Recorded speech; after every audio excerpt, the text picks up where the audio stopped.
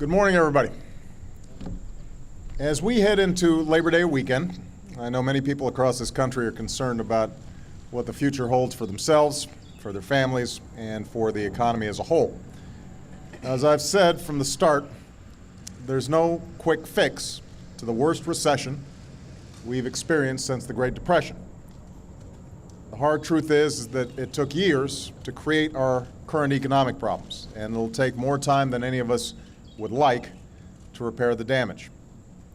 Millions of our neighbors are living with that painfully every day.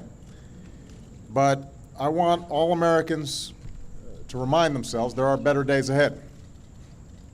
Even after this economic crisis, our markets remain the most dynamic in the world. Our workers are still the most productive.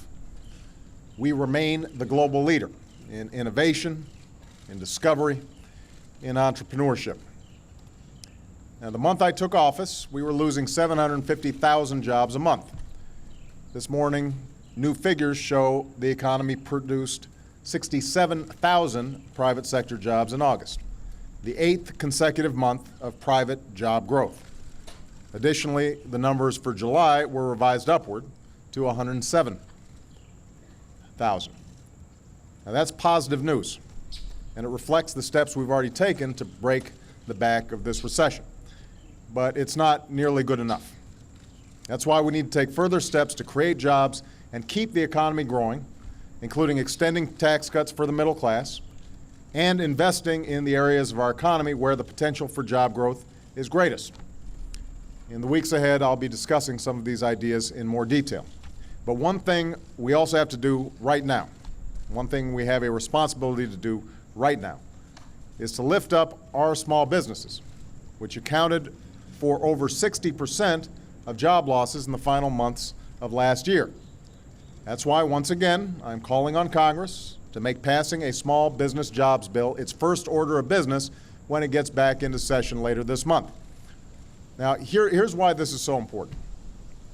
Up until this past May, we were not only waiving fees for entrepreneurs who took out small business administration loans, we were also encouraging more community banks to make loans to responsible business owners. Now, these steps are part of the reason about 70,000 new small business administration loans have been approved since I took office. And I thank Karen Mills for the outstanding job she's been doing as administrator of the Small Business Administration.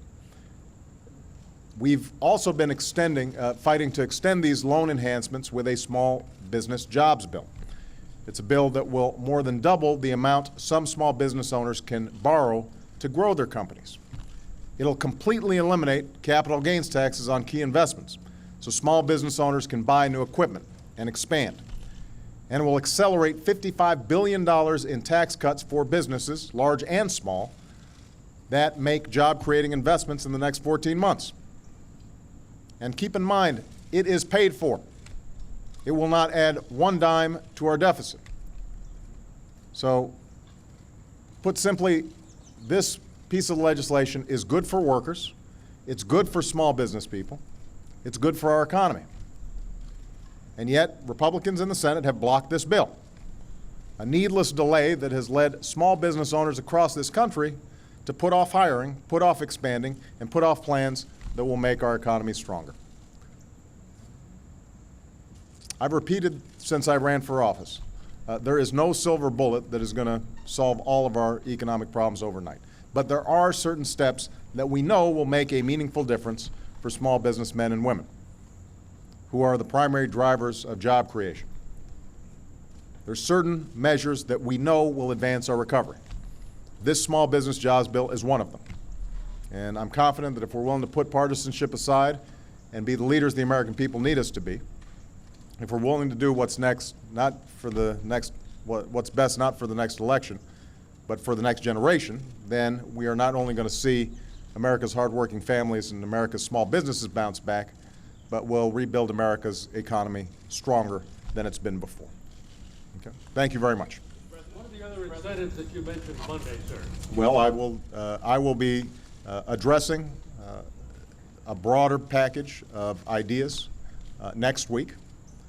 We are confident that we are moving in the right direction, but we want to keep this this recovery moving stronger and accelerate the job growth that's needed so desperately all across the country. A poverty agenda, Mr. President. What about a poverty agenda for all To what classes? degree do you regret the administration's decision to call this Recovery Summit?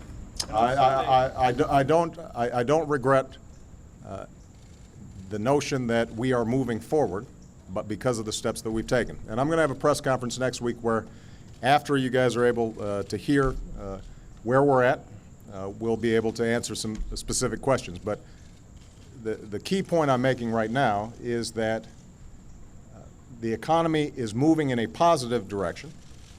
Jobs are being created. They're just not being created as fast as they need to, given the big hole that we experienced. And we're going to have to continue to work with Republicans and Democrats to come up with ideas that can further accelerate that job growth. I'm confident that we can do that. And the evidence that we've seen during the course of this summer and over the course of the last 18 months indicate that we're moving in the right direction. We just have to speed it up. All right? Thank you very much, everybody. Poverty agenda, Mr.